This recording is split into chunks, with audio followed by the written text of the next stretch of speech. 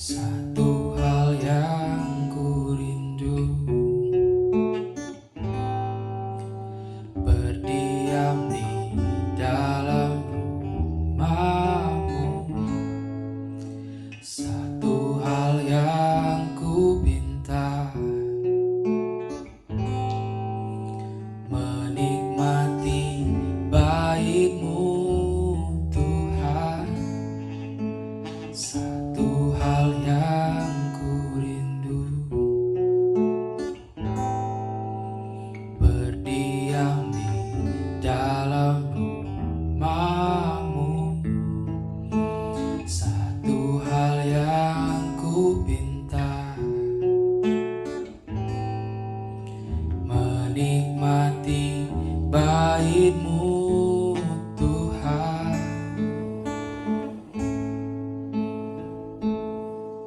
Lebih baik satu hari di pelataran-Mu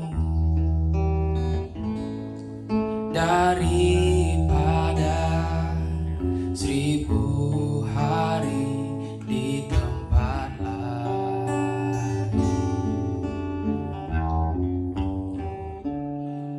Memuji-Mu, menyembah-Mu, Kau Allah yang hidup,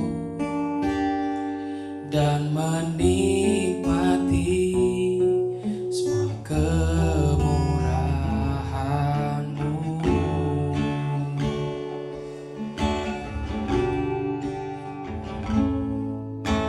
Satu hal yang ku rindu, berdiam di dalam rumah-Mu. Satu hal yang ku pinta, menikmati bait-Mu Tuhan.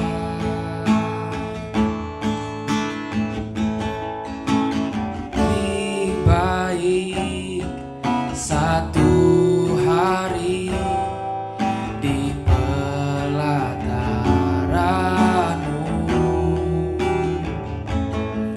daripada 1000 hari di tempat lain. Oh, memuji-Mu, menyembah-Mu, Kau Allah yang hidup, dan menikmati semua kemurahan-Mu. Oh, haleluya. Terima kasih Bapa, Engkau baik.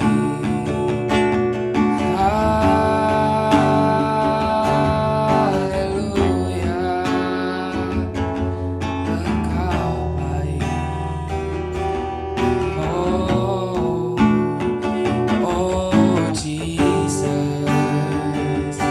Haleluya, terpujilah Engkau Tuhan. Oh, haleluya, haleluya, Engkau baik Yesus, Engkau baik. Lebih baik satu hari di pelataran-Mu daripada 1000 hari di tempat lain. Hey, memuji-Mu, menyembah-Mu, Kau Allah yang hidup, dan menikmati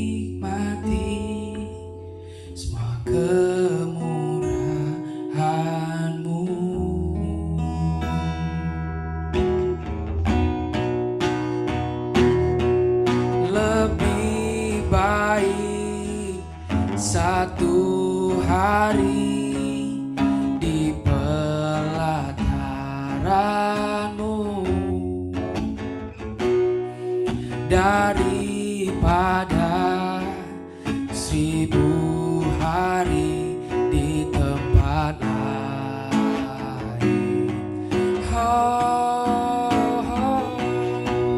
Memujimu, menyembahmu, Kau Allah yang hidup, dan menikmati semua kemurahan-Mu.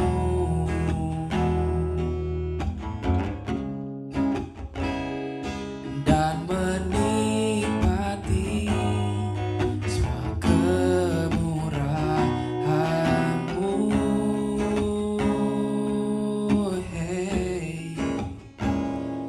Dan menikmati semua kemurahan-Mu. Hey. Haleluya. Mengucap syukur Tuhan untuk hari ini. Kami sudah dipelihara oleh Tuhan, kami boleh merasakan kebaikan Tuhan. Bahkan kami sudah menyembah Tuhan bersama-sama. Kiranya pujian penyembahan kami naik menjadi dupa yang berbau harum di hadapan-Mu, dan kami ingin memuliakan Tuhan senantiasa. Kami akan mendengarkan renungan firman Tuhan. Biarlah lewat firman Tuhan kami boleh ditegur, kami boleh diberkati, dan boleh ada ilham baru dalam hidup kami, untuk kami semakin berkenan hidup sebagai anak-anak-Mu Tuhan. Kami sambut kebenaran firman Tuhan di dalam nama Tuhan Yesus Kristus. Haleluya. Amin. Shalom saudara sekalian. Saya akan memberi judul renungan firman Tuhan kita saat ini adalah sahabat Yesus. Tentu banyak di antara kita yang punya teman. Siapa sih di sini yang punya media sosial? Saya yakin kita semua pasti punya, entah itu Facebook, Twitter, Instagram, YouTube, dan lain sebagainya. Dan saya yakin bahwa banyak orang yang berusaha bahkan membeli followers atau membuat konten-konten dalam media sosialnya, sehingga dia memiliki banyak teman atau memiliki banyak pengikut. Dan saya akan membacakan sebuah kitab Injil dalam Yohanes pasal 15, yaitu Tuhan Yesus memerintahkan dengan perikop perintah supaya saling mengasihi. Seperti Bapa telah mengasihi aku, Yohanes 15 ayat 9, demikian jugalah aku telah mengasihi kamu. Tinggallah di dalam kasihku itu. Jikalau kamu menuruti perintahku, kamu akan tinggal di dalam kasihku, seperti aku menuruti perintah Bapakku dan tinggal di dalam kasihnya. Ayat yang 11, semuanya itu katakan kepadamu supaya sukacitaku ada di dalam kamu dan sukacitamu menjadi penuh. Inilah perintahku, yaitu supaya kamu saling mengasihi seperti aku telah mengasihi kamu. Tidak ada kasih yang lebih besar daripada kasih seorang yang memberikan nyawanya untuk sahabat-sahabatnya. Di bagian yang pertama ini ingin saya sampaikan bahwa siapa yang ada di dalam kita menentukan apa yang akan keluar. Perhatikan sekali lagi, apa yang di dalam kita menentukan apa yang keluar. Jadi saya ilustrasikan seperti ini. Misalnya kita mengisi botol dengan air. Kalau botol itu diisi dengan air putih, saat kita pencet botol itu, maka yang keluar adalah of course air putih. Kalau kita mengisi botol itu dengan Coca-Cola, saat Coca-Cola itu kita pencet, apa yang akan keluar? Jelaslah bos, Coca-Cola. Saat kita mengisi botol itu dengan sirup, dengan apapun, saat kita pencet, jelas yang keluar dari botol itu adalah yang sebelumnya masuk di botol itu. Begitu juga dengan apa yang keluar dari mulut kita sebelumnya pasti udah terlebih dahulu masuk lewat telinga, bahkan di otak kita. Jadi saat seseorang kena masalah, saat dia mulai merespon masalahnya, itu orang akan kelihatan siapa yang ada di dalamnya. Tuhankah atau ibliskah atau ilmu-ilmu di dunia ini yang gak jelas lah ya. Jadi seseorang saat kena masalah lalu dia bilang, mampus aku, mati aku, waduh gawat aku, wah hidupku berakhir ini. Berarti dia gak punya iman, dia gak punya rasa percaya kepada Tuhan Yesus Kristus, kepada Allah Roh Kudus yang menyertai hidupnya. Tapi ketika seseorang kena masalah, kita lihat hidup Ayub ya, kita lihat hidup Ayub. Ketika dia kena masalah, apa yang Ayub lakukan? Apa yang dia katakan? Tuhan yang memberi, Tuhan yang mengambil, terpujilah nama Tuhan. Ya, bahkan dia berkata kepada istrinya, kau masa mau terima yang baik dari Tuhan, yang buruk kamu gak mau terima. Kita lihat mindset Ayub, pola pikirnya, bagaimana dia hidup, bagaimana respon dari mulutnya keluar. Kita bisa melihat siapa yang ada dalam hidup Ayub. Dan banyak contoh tokoh firman Tuhan lainnya. Dan ayat ini Yohanes 15 ayat 9 sampai 12 yang sudah kita baca. Mengatakan seperti Bapa telah mengasihi aku, demikian juga aku telah mengasihi kamu. Tinggallah di dalam kasih itu. Ya. Jikalau kamu menuruti perintahku, ayat yang 10, ayat yang 11, semua itu kukatakan kepadamu supaya sukacita Tuhan ada di dalam kita. Amin. Jadi yang pertama yang saya ingin sampaikan adalah apa yang ada di dalam kita. Ya. Sesuai dengan tema firman Tuhan saat ini, saya beri judul Sahabat Yesus. Kalau kita mau menjadi seorang sahabat, tentu kita harus menghabiskan waktu dengan teman kita. Mungkin teman kita di Facebook sudah limit 5.000 orang. Mungkin followers friend kita di Instagram sudah ada 10k, 20k, atau 50.000 atau bahkan 100.000, 500.000. Tapi saat kita kena masalah, adakah 10, 20 orang boro-boro mau peduli dengan hidup kita? Ya. Sahabat itu selalu ada setiap waktu. Sahabat itu selalu ada setiap saat. Saat kita suka, duka, sahabat itu selalu ada. Ya, bahkan ada sebuah lagu yang mengatakan, ada satu sobatku yang setia, yaitu Yesus yang tidak pernah meninggalkan kita. Sekalipun kita dalam lembah kekelaman, karena itu Daud berkata dalam Mazmur 23, sekalipun aku dalam lembah kekelaman, aku tidak takut bahaya.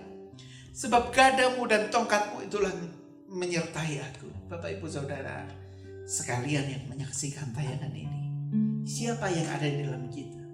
Kalau kita tahu bahwa sukacita Yesus ada dalam hidup kita, kita gak perlu takut atas apa yang terjadi, atas masalah apa yang kita hadapi. Yang kedua, ya, kalau kita tahu Yesus ada di dalam kita, ya, yang kedua adalah siapa yang ada di sekitar kita.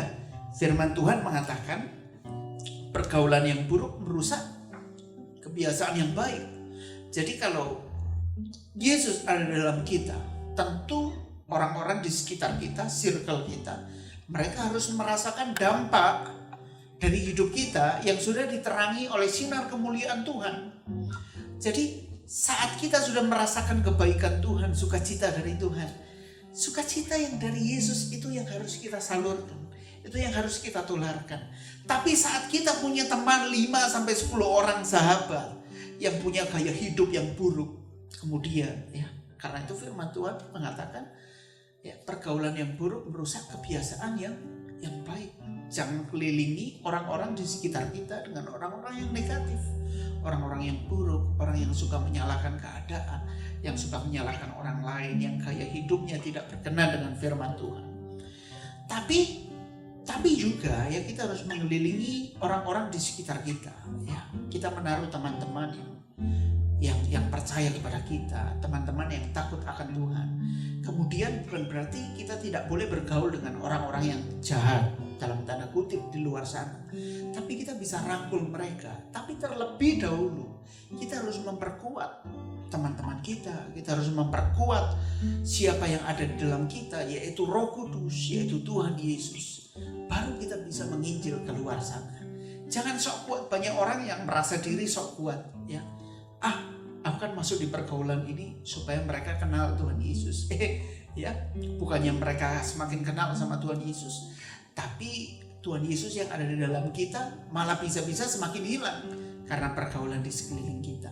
Jadi hanya dua hal ini yang ingin saya sampaikan. Ya, perlu kita ingat semua bahwa siapa yang ada di dalam kita, itu yang pertama yang harus kita sadari. Kemudian siapa yang di sekitar kita. Ketika kita tahu hal yang pertama yang menjadi prinsip bahwa harus ada Yesus, harus ada sukacita Yesus, ya, dalam Yohanes Injil yang kita baca bersama-sama tadi. Tinggallah di dalamku dan aku di dalammu.